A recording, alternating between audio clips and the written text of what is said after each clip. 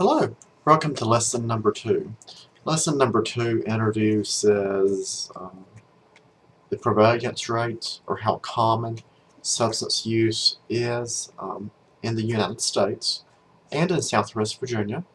We start introducing the treatment process in terms of how common treatment is, and a relatively new idea in treatment circles about the stages of change, stages of climate change.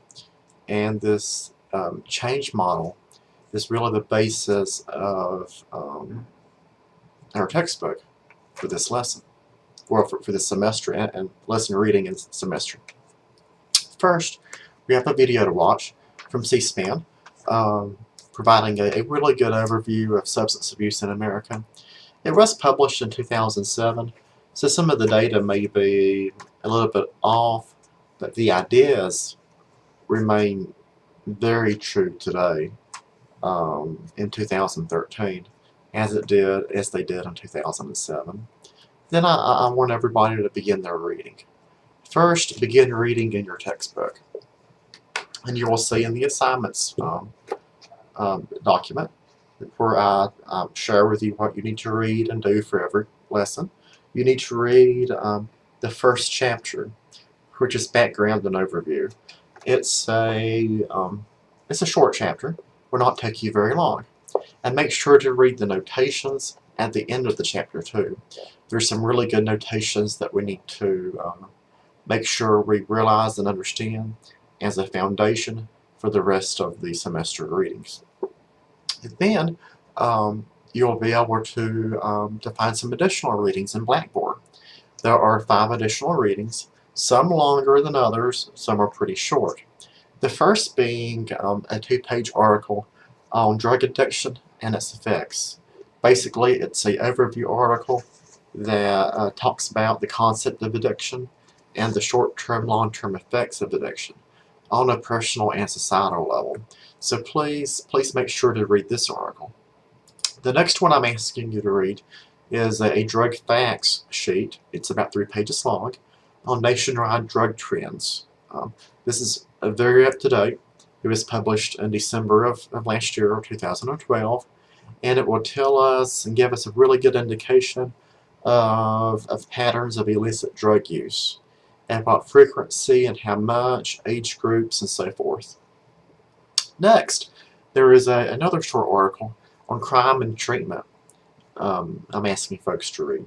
This article talks about the approach that we've taken historically in this nation about treating addiction and drug use as a criminal act, as opposed to more of a disease model and a mental illness.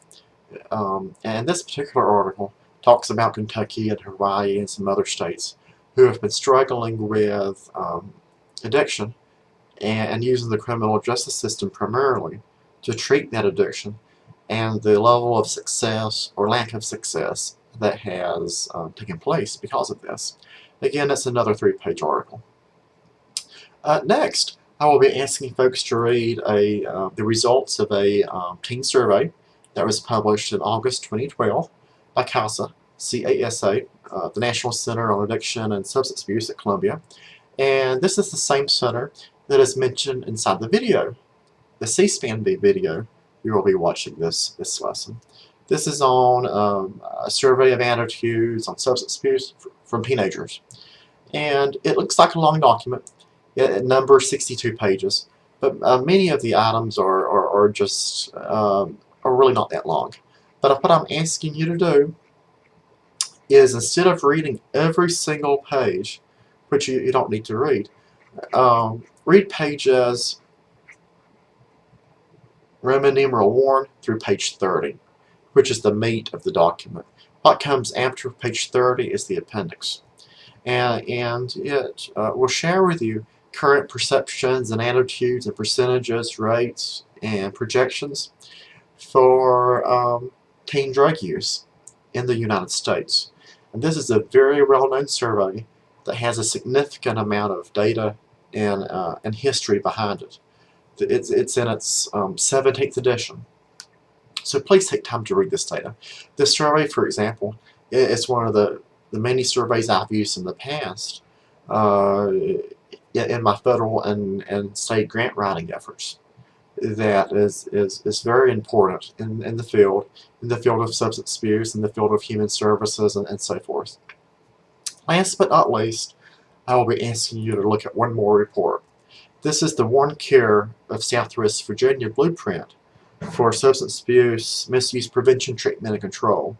I'm on the board of directors for this group, and several years ago, the group decided to conduct a needs assessment of Southwest Virginia from Carroll, Frith County west to the Kentucky border, Tennessee border, West Virginia border, and the counties that are included in that region, to try to identify patterns of substance use, patterns of abuse, to look at risk factors associated with drug use, to also look at treatment availability. The report also talks about workforce development issues related to training students in the fields of human services, in the fields of substance treatment and prevention and so forth. You will also learn many other types of information and issues that relates back to Southwest Virginia that has direct influences on substance use and abuse and the types of treatment that we can provide in the region. So please take time to look at this document. This is another large document, it's 68 pages, but again, a lot of the document itself is an appendix of the types of instruments used and that type of thing, which you really do not need to take time looking at unless you want to. What you do need to do is make sure to read pages, at least through page 33 of the document, and let me know what questions you have about not only this document, but other documents as well. In addition, we do have a discussion board post to make sure that we do participate in this semester, and a few other assignments that will be posted inside of this lesson folder. So again, we have some readings to do inside the textbook, some additional readings to download, a video to watch, discussion board posting, and a few other assignments to take care of inside this lesson folder by the due date. Again, as always, if you need help, have questions, please let me know. Take care.